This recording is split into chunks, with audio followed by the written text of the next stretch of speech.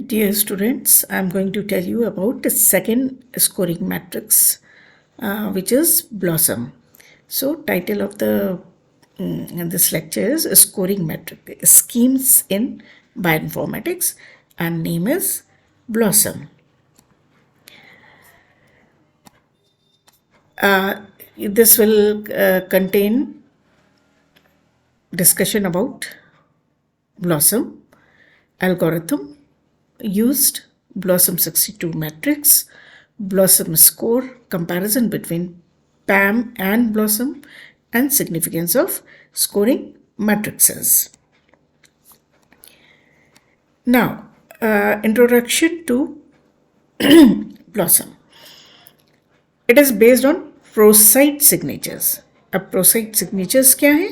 Short expressions like CXXC, XXXC. मतलब कोई भी सीक्वेंस है उसमें C के बाद दो कोई रेजिड्यूज आएंगी, फिर C रिपीट होगा, फिर उसके बाद तीन कोई दूसरे रेजिड्यूज XYZ रेजिड्यू आएगा और फिर C यूज होगा. So this is a short signature and this is called ProSite signatures.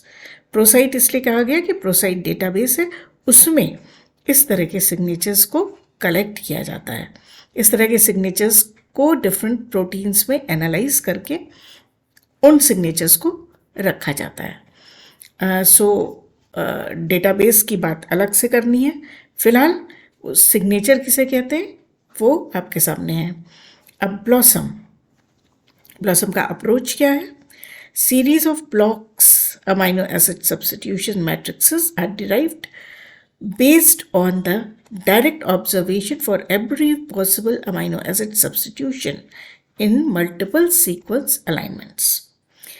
इससे पहले तक हम खाली पेयर वाइज सीक्वेंस अलाइनमेंट की बात कर रहे थे, जिसमें दो सीक्वेंसेस को आपस में कंपेयर किया गया था, लेकिन ब्लॉक्स बनाने के लिए मल्टीपल सीक्वेंस अलाइनमेंट करने पड़ेंगे, जिसमें कि मल्टीपल सीक्वेंसेस के बीच में प्रोसाइट सिग्नेचर्स ढूंढे जाएंगे. So direct observation for every possible amino acid substitution in multiple sequence alignment. तो मतलब कि सीक्वेंस नंबर 1 में किस पोजीशन पे, सिग्नेचर में किस पोजीशन पे एक अमाइनो एसिड है जो कि कुछ दूसरे सीक्वेंस में कुछ और हो जाता है, तीसरे सीक्वेंस में कुछ और हो सकता है, फिर भी वो सिग्नेचर बना रहता है. तो हर पॉसिबल सिग्नेचर को, हर पॉसिबल सब्स्टिट्यूशन को मल्टीपल सीक्वेंस अलाइनमेंट में ध्यान में रखा जाता है. These were constructed based on more than 2000 conserved amino acid patterns. अब amino acid patterns are conserved, माने कि स्ट्रक्चर एंड फंक्शन के लिए, कोई खास मोटिव बनाने के लिए, कोई खास पैटर्न बनाने के लिए स्ट्रक्चर का, या किसी पर्टिकुलर फंक्शन को करने के लिए सीक्वेंस में खास तरीके से अमाइनो एसिड्स का रिपीट पाया जाता है, तो जो कि सिग्नेचर कहलाया. और ये सिग्नेचर्स भी कंजर्व्ड होते हैं, फॉर एग्जांपल किसी स्ट्रक्चर के लिए या फंक्शन के लिए. तो ऐसे बहुत सारे 2000 से ऊपर कंजर्व्ड पैटर्न्स को ध्यान में रख के फिर ब्लॉसम मैट्रिक्स बनाया गया, जिससे कि जब मल्टीपल सीक्वेंस अलाइनमेंट में सीक्वेंसेस को कंपेयर करेंगे तो उसको क्या स्कोर देंगे. 500 ग्रुप्स ऑफ प्रोटीन सीक्वेंसेस को कंसीडर किया जाता है.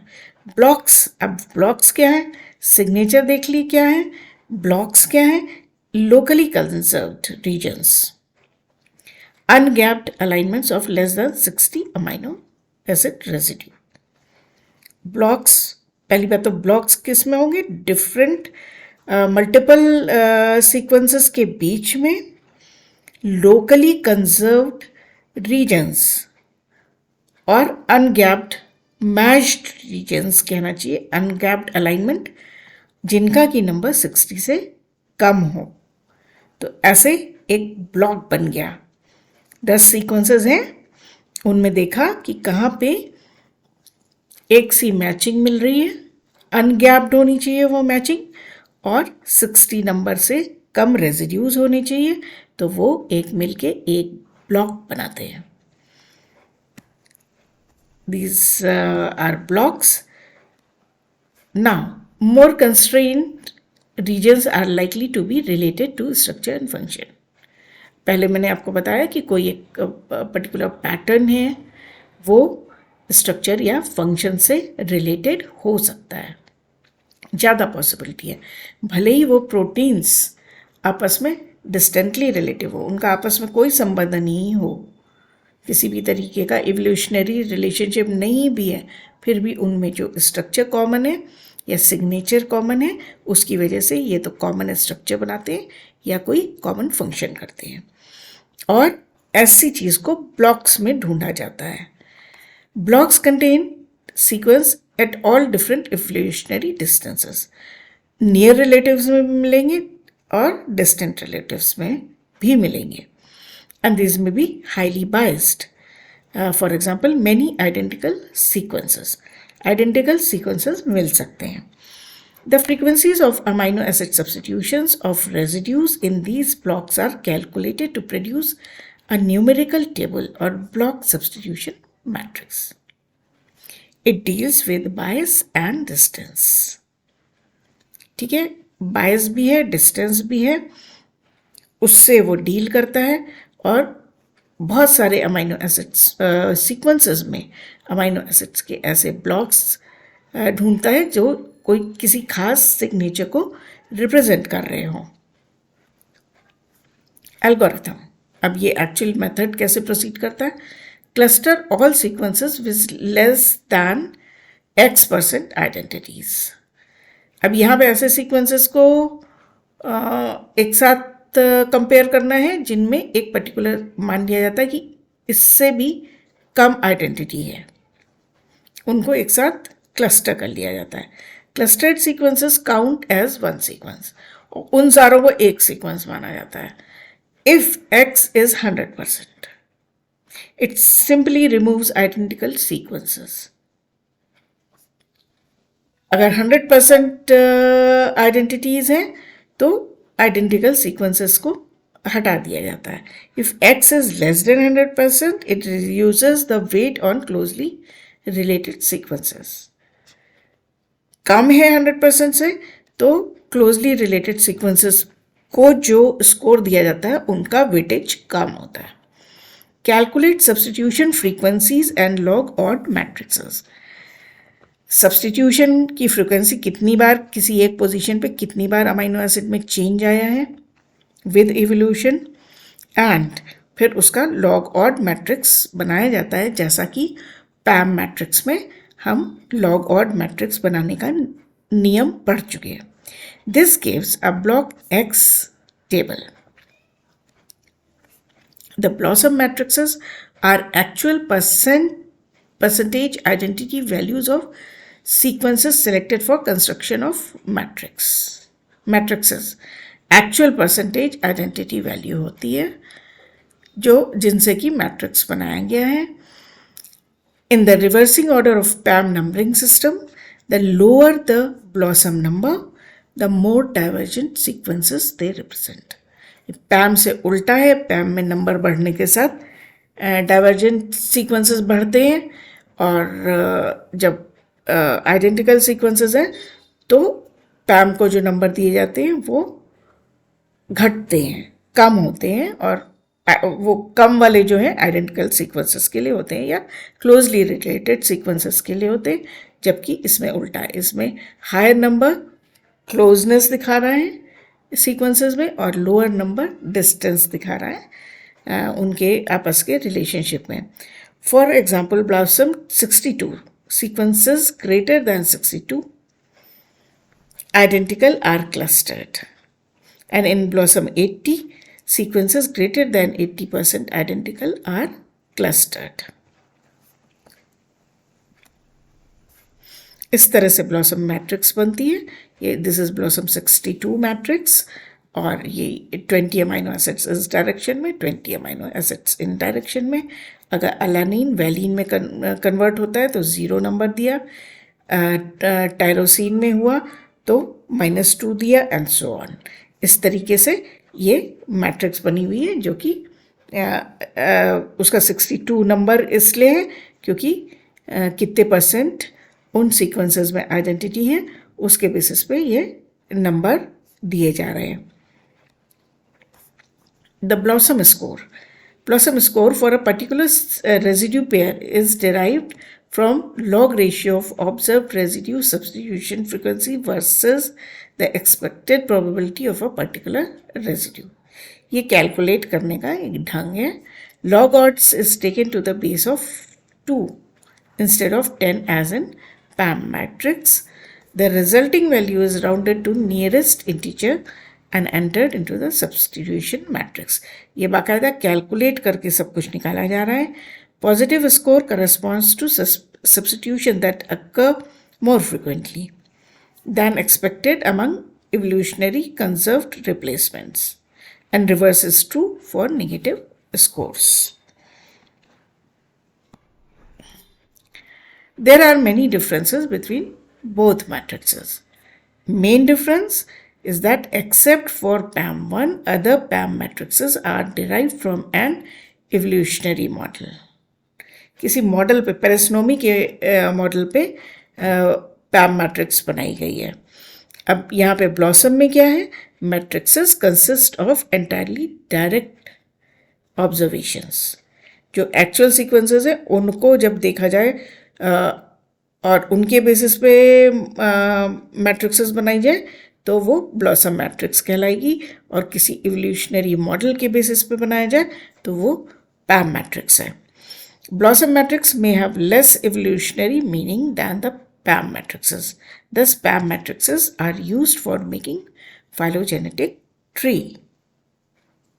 यहाँ पे एक्चुअल ऑब्जर्वेशंस लिए गए, यहाँ पे फाइलोजेनेटिक PAM के लिए फाइलोजेनेटिक मॉडल लिया गया, इसलिए PAM को यूज़ किया जाता है फाइलोजेनेटिक ट्री बनाने में। Since in PAM matrices mathematical extrapolation procedures are used, the PAM values may be less realistic for divergent sequences. Divergent sequences के लिए PAM matrix बहुत ज़्यादा suitable नहीं है क्योंकि mathematical extrapolations लिए गए हैं। Blossom matrix are entirely derived from local sequence alignment of conserved sequence blocks, whereas PAM1 matrix is based on the global alignment. एक local alignment पे based है, दूसरा global alignment of full length sequences composed of both conserved and non-conserved regions. PAM में conserved and non-conserved regions दोनों को देखा गया है global alignment से, जबकि blocks जो है वो local sequence alignment of conserved sequences blocks से ही है, इसमें ungapped blocks हैं, तो माने कि conserved regions ही देखे गए हैं। This is why Blossom matrices prove to be more advantageous in searching databases and finding conserved domains in proteins. Conserved domains ढूंढने हैं तो Blossom देखिए, divergent sequences देखने हैं तो Blossom देखिए, क्योंकि PAM जो है वो कंजर्व्ड सीक्वेंसेस के लिए मतलब रिलेटेड सीक्वेंसेस के लिए ज़्यादा ट्रू है एवोल्यूशनरी मॉडल सही बताने के लिए। Several empirical tests have been shown that Blossom matrices outperform the PAM matrix in terms of accuracy of local alignment. Obviously local alignment को ही देख के, कंजर्व्ड रीजन्स को ही देख के जब ये मैट्रिक्सेस बनाई गई हैं उसका बेसिस वही है, तो वो उसके लिए सही है। लोकल अलाइनमेंट के को एनालाइज करने के लिए this could be due to fact that BLOSUM matrices are derived from much larger and more representative data sets. फिर उनको ज़्यादा डेटा सेट्स पे भी लगा के देखा गया कि सही है कि नहीं, तो उनसे जो रिजल्ट्स निकले उनके बेसिस पे स्कोरिंग की गई। This renders the value for Blossom matrices are more reliable. तो conservation के लिए Blossom matrices are more reliable. Newer matrices are also derived using same approach, much larger data set, to compensate deficiencies in PAM system. कुछ names हैं Gonnet matrices and Jones Taylor Thornton's matrices, and these have been shown to have equivalent performance to Blossom in regular alignment and are robust in phylogenetic tree construction. तो जो भी पहले का system था पैम और blossom, उससे better matrixes भी derive की गई हैं. सिग्निफिकेंस ऑफ स्कोरिंग मैट्रिक्स, क्यों ज़रूरत ही क्यों है और उनसे क्या फ़ायदा मिलता है. Bioinformatics is mainly concern with the detection of evolutionary relationship between sequences. इससे क्या फ़ायदा है, इससे स्ट्रक्चर और फंक्शन के बारे में पता चलता है. जो नया भी कोई सीक्वेंस है उसका क्या स्ट्रक्चर हो सकता है, क्या फंक्शन है, या तो फंक्शन मालूम है या स्ट्रक्चर मालूम है, उसकी बेसिस पे उनके बारे में पता करना. वो इवोल्यूशनरी ट्री में उनका प्लेसमेंट कहाँ होगा उसका पता करना. तो ये सारा काम जो है बायोइन्फॉर्मेटिक्स का है. और एंड वाइस वर्सा कि इवोल्यूशनरी रिलेशनशिप मालूम है तो उसके बारे में, उसके स्ट्रक्चर और फंक्शन के बारे में पता किया जाता है. Now, use of matrices extend the ability to detect distant relationships far beyond what could be found using identity matrix. Distant relations को पता करने में आसान पड़ता है. ये स्कोरिंग मैट्रिक्सेस आसानी कर देती हैं उनको आपस में रिलेट करने में. It is preferred to compare protein sequences rather than nucleic acid for distant relations having even less than 30% identical residues. बहुत कम आइडेंटिटी है रेजिड्यूज में, फिर भी उनको कंपेयर करने में पॉसिबल हो जाता है वो काम स्कोरिंग मैट्रिक्सेस के यूज से. The ability to encode permissible changes in protein structure means that protein sequence alignment can reveal much more distant evolutionary relationships than naive comparison of nucleic acid sequences. Nucleic acid और proteins में फ़र्क है. वो DNA जो है या nucleic acid जो है वो केवल 4 लेटर कोड से बना हुआ है, जबकि प्रोटीन्स जो है 20 लेटर कोड से बनी है, माने कि 20 अमाइनो एसिड्स उनके बिल्डिंग ब्लॉक्स हैं. तो ऑब्वियसली इनको न्यूक्लिक एसिड में चेंजेस देखना ज़्यादा मुश्किल है एज कम्पेयर टू प्रोटीन के सीक्वेंसेस को. Scoring matrixes appear in all analysis involving pair wise comparisons. The choice of matrix can strongly influence the outcome of sequence analysis. Scoring बदल जाती है एक स्कोरिंग मैट्रिक्स से दूसरे स्कोरिंग मैट्रिक्स में, और किसको फॉलो किया उसके बेसिस पे आप स्कोर दोगे उसे जिनको आप कंपेयर कर रहे हो. तो इसलिए एक पेयर को अगर डिफरेंट तरीके से डिफरेंट स्कोरिंग मैट्रिक्स से स्कोर करोगे तो हर बार अलग रिजल्ट आएगा और अलग इन्फ्लुएंस होगा. सो उसको इन्फ्लुएंस करता है ये स्कोरिंग मैट्रिक्सेस की चॉइस जो है, ये जो भी रिजल्ट निकला उसको अफेक्ट करती है. The scoring matrixes implicitly represent a particular theory of evolution. To understand theory underlying a given alignment, scoring matrix can aid in making proper choice. Now, इसको बनाने के लिए हमने जो रेफरेंसेस यूज़ किए हैं, जो रिसोर्सेज देखे हैं, वो यहाँ पे दिए हैं. So this is all for today. If you like my lectures, please subscribe it, like it and share it. So thank you for now.